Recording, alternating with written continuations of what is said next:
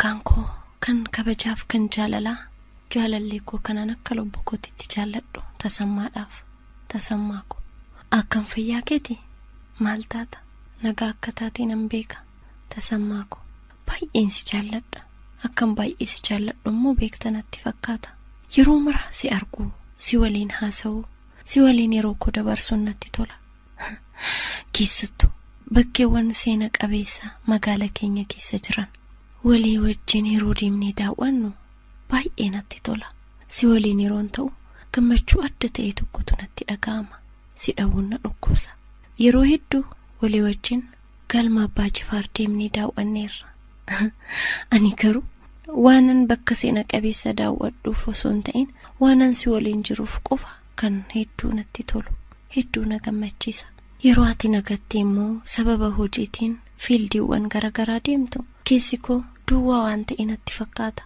akkan waan tokko dhabeetti nuuf ilaala tasammaa koo si dhabee jiraachuu waan hin danda'u natti hin fakkaatu otoo yeroo hunda si waliin taa'ee natti tola nyaatiif dhugaatiin illee dhabamee si waliin otoo naasee nan qofa sin jaalladha tasammaa koo umrii koo guutuu si waliin dabarsuun barbaada yoon si dhabeen jiraadhu yeroo mara ija koo duraan fagaatiin si arguun barbaada Asteer Wolde Gabreelis hin fagaatiin yoomuu ija koo duraa jettee weelliste dhugaadha na jalaan fagaatiin sirbi kunis waan keessa koo baay'ee ibsuu fi baay'een jaalladha yeroo mara nan dhaggeeffadha siinis kunoo si affeereera hin fagaatiin yoomuu ija koo duraa jaalallee koo tasammaadhaaf kan godina Jimmaatti argamu kan hedduu si jaallattu jaalallee kee dhugaa bashaatuudha magaalaa Jimmaarraa.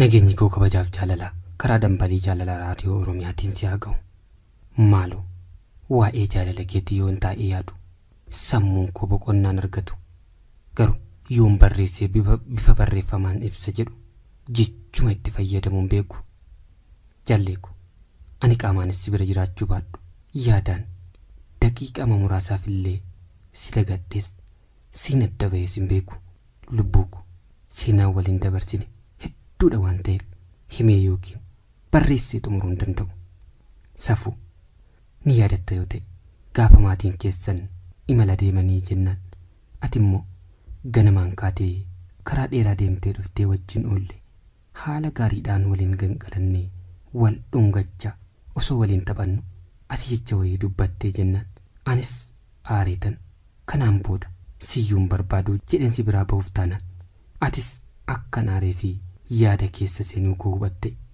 harkaan akka ni gad hin baaneef naafoo gorte immaan kees boqoo keerra gad lola'e gajjettee miilla koo qabattee jennaanan anis dafee lafaa ol si qabe achumaanan ofitti si hirkise ati immoo morma koo jalatti maxxantee harka kee garanaa garasiin natti martee boo'icha keetti fufte jaalleeku hirkifattee boo'uun kee anas nama rare ati callisuu dinnaan anis si wajjiniin boo'e atis boo'icha koo garaan waan si dadhabeef ofii boo'icha dhiifte na sussubu'ee galte safu sanaan booda anis dhiifama siif godhe atis jecha dubbatte sanaaf hammeenyaaf akkan dubbanne ammarra deddeebitee naa ibsite lubbuu kiyya garaadhaan naaf dhiifteere jettee na gaafachuun kee jaalalli keenya irra caalaatti akka lafa qabatu taasise kana hundaa ni yaadatta jedhee yaada lubbuu maal kana qofa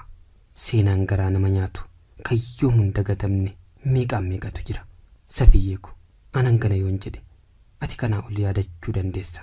Jaalalli keenya akka hidda odaatti lafa keessa bittinnaa'ee akka lafa qabatee jedhu waadaa jaalala dallaa shubootiin ijaarame umrii dheeraa turu kan diigamuu hin dandeenye akka ijaarame abdiin qaba.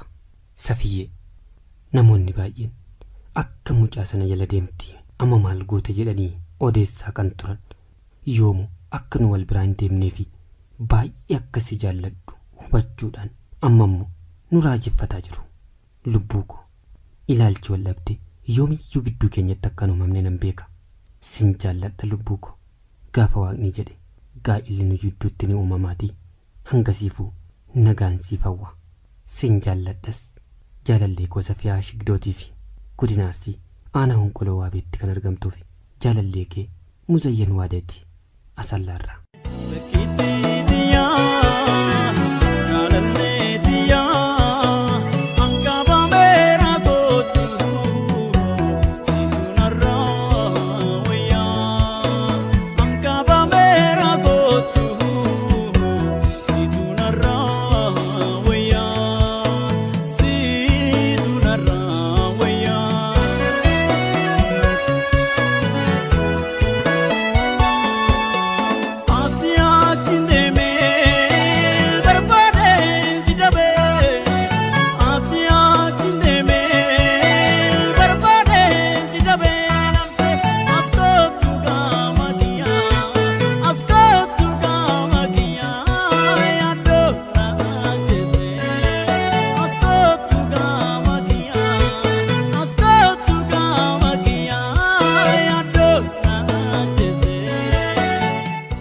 Jaalalli ufin tulu. Jaalalli badii namatti lakkaa'u ifama namaa godhaa jedhama. Dhugaadha. Kun marti dhugaa ta'uusaa kanan bare garuu namarratti osoo hin ta'in waan anarra ga'e irraa ka'eeni bal'ata. Hedduun si jaalladhe. Jaalala ijoollummaa mi'aawaa sana waliin dabarsine. Hankan uffata koo gatuttan jaalala keetiin maraadhe. Amma maatiin koo na jibbanitti. Otoo haala akkasiitiin jirru waan hedduu narratti raawwatte bal'ata. Bakka guddaan siif qaba. Baay'een si jaalladhas. Si dhabee jiraachuu waan hin danda'u natti hin fakkaatu. Ati garuu kana mararraanfatte fakkaata. Anarratti dubartii biraa jaallatte. Haa ta'u erga sitti tolee awwaan gaariin siif hawwaa waan ta'eef waanuma jaallatte godhee dheensi dhiise. Amma immoo waliin galle fakkaata. Gargar baatanii anaan dhiifama gaafatte. Waanan baay'ee si jaalladhuufan dhiifama sii godha.